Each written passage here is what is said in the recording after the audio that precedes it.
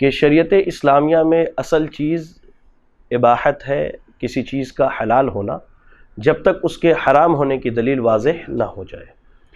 بال خواہ سفید ہو یا نہ ہو، انسان شوق سے اپنی خوبصورتی کو بڑھانے کے لیے اپنے بالوں میں رنگ اور کلرز لگا سکتا ہے۔ ہاں، شریعت نے جس چیز سے منع کیا ہے وہ کالے رنگ سے منع کیا ہے، اور یہ ممانعت مرد اور عورت دونوں کے لیے ہے۔